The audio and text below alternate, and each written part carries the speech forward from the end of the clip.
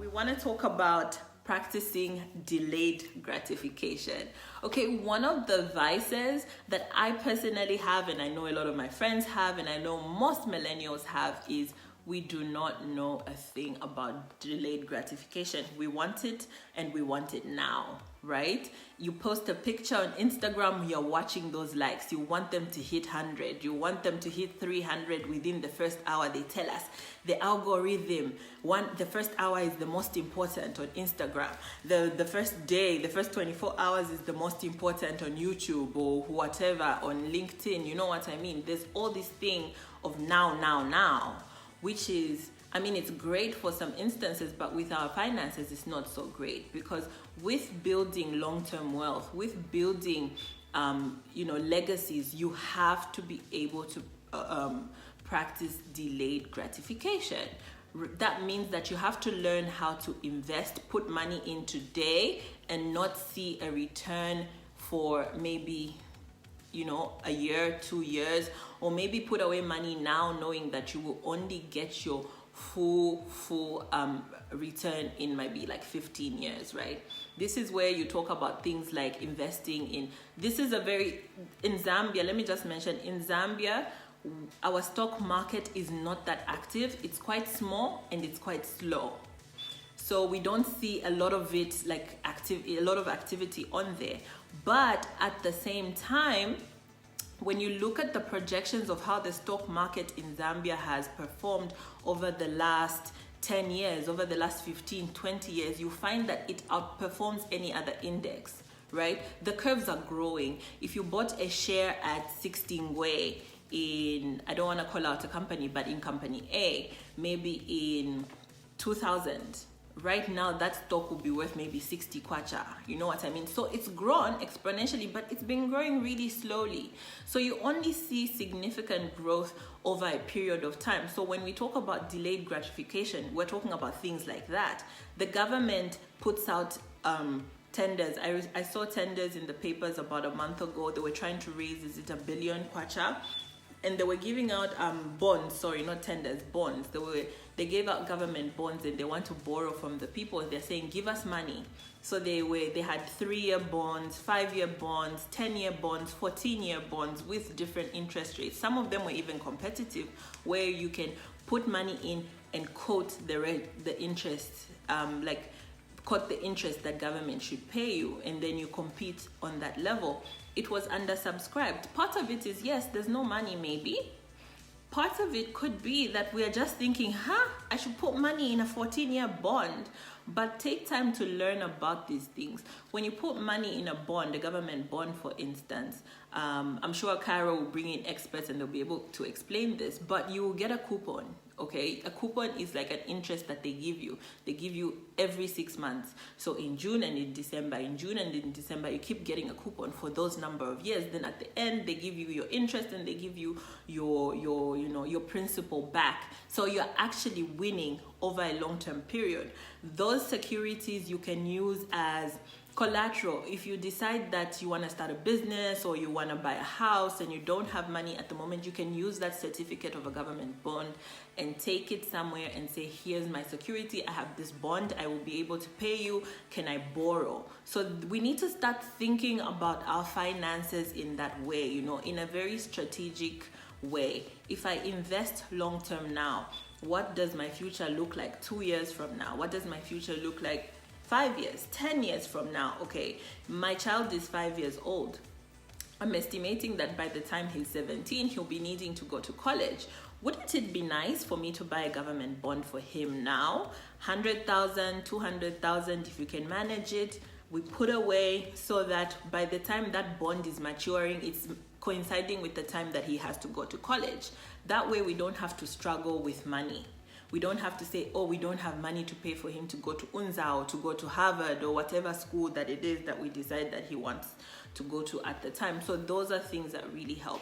So when you think about your money, start thinking about what can you do with the money today that is going to grow it for you, so that you're able to reap amazing rewards in the future. And this is the part where we talk about planning and vision. Moaba talked about planning and vision yesterday. You have to be able to make your financial plans. Okay, what do you want to achieve in 10 years time, in 15 years time? That's your long term. I always say start with the long term. Start with the end in sight. We've heard that so many times. So 15 years, I want to be a billionaire. Okay, so in 5 years, what do I need to have achieved to work towards that target? When it comes to in 2 years, in 1 year, today, what do I need to do today as Jayne for me to work towards this goal of being a billionaire? Do I need to read more books? Do I need to go to the office and make sure that I'm ticking off at least 3 things every day on my to-do list? Okay, if it means that I need to get a promotion at the office to earn a little bit more so I can save more to be that billionaire or invest more, what do I need to do? So all these things are intertwined, and we need to start planning. And your planning can't start until you have a dream. What's your dream? What's your vision? Okay, if you close your eyes and you think about your ideal life, where are you living? What car are you driving? Where are you working? Money is not an issue for you in 15 years time. Where are you working? What are you doing? Are you working for the community? Are you still working in your job because you love it? Are you running your own business? Okay, you close your eyes, you learn visualization, you imagine it. How are you feeling? Are you happy? Are you content? Do you have 2 more children? Which school are your kids going to? Things like that. Once you're able to see and visualize the goal clearly, then you're able to, break it down and actually make a concrete plan towards that vision. So that's important. There's the 10x rule that we talk about. This is something that somebody challenged me recently, and I thought to put it in here when we talk about your delayed gratification. Practicing delayed gratification. So 10x is your rule. So I was talking to this person. He's an investor in South Africa. He's made his millions and he's teaching, and he's very young. He started early. He started at 19. Now he's 31 and he's a millionaire.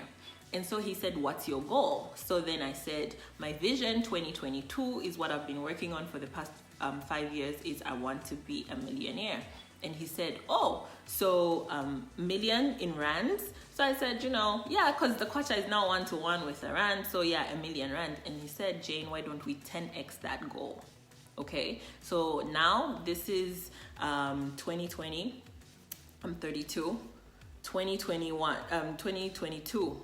What does it look like? Can you 10x that? So instead of 1 million in rands or in kwachas, let's 10x it. Let's say 10 million in kwachas, or how much is that in dollars? Is it like $2 million and things like that? And it scared me a little bit, but he was like, yeah, but what do you need to do for you to achieve 10 times as much, right? And so it got me thinking about it. So why don't you 10x your dreams? I read about it online. There's psychology that backs up that if your goal is big, then you work harder, you go harder. And it's sort of true. So just throwing it in there. I haven't tried the 10x rule myself, but it's definitely something that I'm finding very, very interesting. And it's a challenge that I've taken up. So let's 10x it. And one of the reasons that I'm talking about my goal here, 10 million, okay, millionaire in dollars by 2022, is because it's part of accountability. If I'm saying it to people, I see people I know on here, Caro, Tamara, Chuma, I'm saying millionaire in dollars 2022. These people can keep me accountable. These are things that they can go back to and, hey, Jayne, you said, So yeah, 10x rule, I'm throwing it out there for you guys. The last thing I want to bring to the table in delayed gratification is the FIRE movement, okay? So the FIRE movement is financially independent, retire early. So the FIRE movement is all about us delaying our gratification now. You sacrifice for the foreseeable future. You sacrifice for 3, 5, maybe even 10 years so that we retire early and live the life that we want, or have the freedom to live the life that we want in the future. So now we'll be talking about frugality, not just spending money anyhow. We're talking about aggressively paying off debt. Okay, if you have debt, instead of paying 1,000 kwacha per month, double that, start paying 2,000 kwacha per month, so that you grow it and you aggressively work towards retiring early, being financially independent and retiring early. So this is a concept that I'm bringing to the table. I believe in FIRE. I've been working towards FIRE for the last 2.5 years. So this is definitely something I'm on, and I'm just, tabling it with you guys. FIRE movement. What do you guys think about FIRE? Prince says, it's called what? The Pygmalion effect. Okay, cool. There you go. I'm accepting that. Accountability keeps us on track. Yes, true. The FIRE movement, frugality, yes. Let's, jump into the movement. So let me know what you're feeling so far, what's resonating with you as I keep on talking.